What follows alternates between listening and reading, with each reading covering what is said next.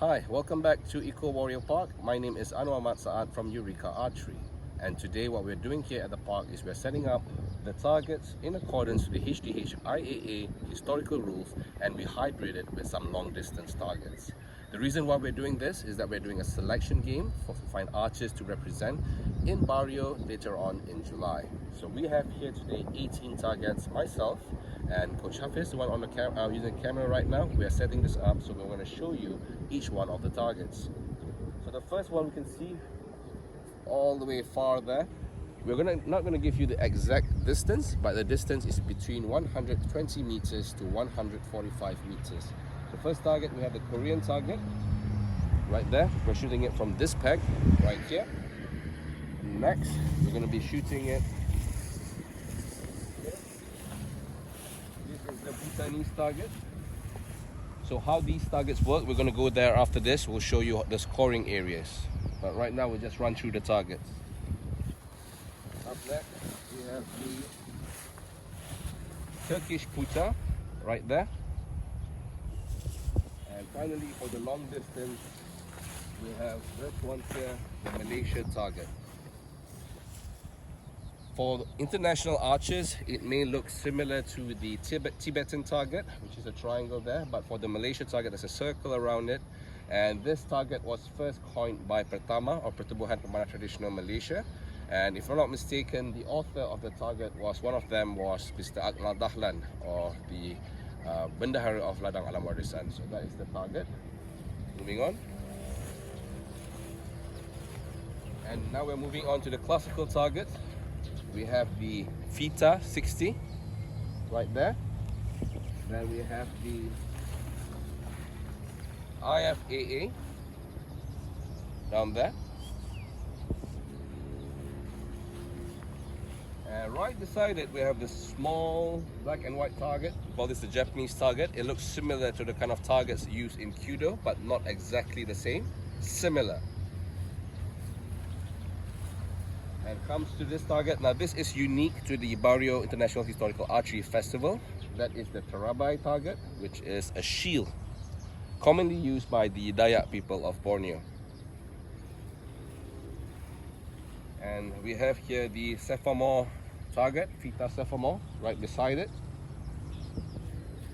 So for the Cephomore target, you have to shoot one arrow for each circle.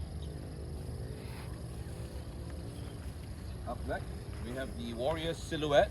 Now for the Bario games, we make the design as such to represent the local culture and heritage. This particular target here, we're going to be using it for fast shooting. So for fast shooting, you can shoot up to 7 arrows under 20 seconds. Next will be the golden shot. For the golden shot, it's a little bit interesting. We are introducing the Ganisax target. So how it works is you only shoot one arrow. The nearest to you, if the arrow hits anywhere on the target, is 15 points. The second part, the square, that's 24 points. And the last part there, the one that looks like a puta, that is 30 points for one arrow. Just one arrow, the golden shot. Next, we have the Fita.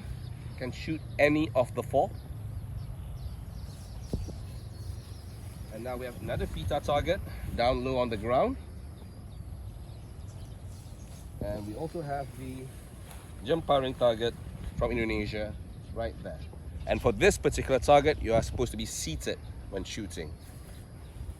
Up there, we actually have the horseback area, but we haven't put the horse there yet. We have it, we can see it in our previous videos.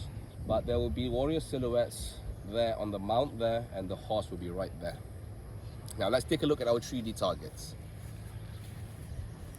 Okay, moving along. Okay, this is the first 3D target. We have the turkey behind the bushes. Next, we have a pheasant in between the papaya trees over there. Now it gets more challenging. We have the jackal inside the bushes. And finally, I don't know whether you can see it, we have the duck right there. Let's take a look at the duck together.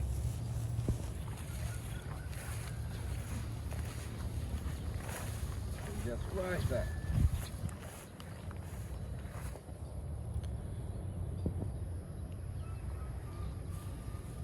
So let's take a look at the long distance area. Right, so the Korean target, within the borders, this is a 5, and you have the black, that's an 8, and the red is a 10. But for the same distance, the Bhutanese target,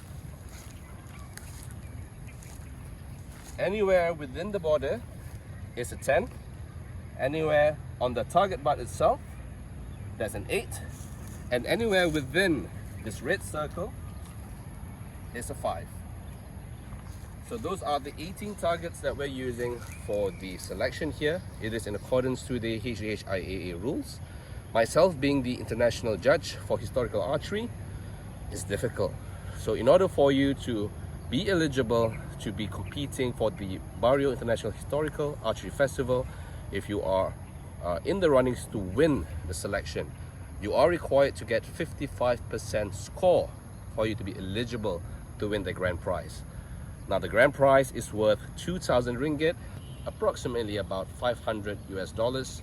And if you want to do it, you want to win it, come and join the selection. The prize is sponsored by none other than our renowned archer, Mr. Ahmad Arafai, who was champion in Fateh Kupasi, as well as holds titles with the HDHIAA. And in most recent game in Hungary. So those are the 18 targets in accordance to the HDHIAA historical and long distance rules. Till next time, my name is Anwar Matsa'at of Eureka Archery. Be an archer today.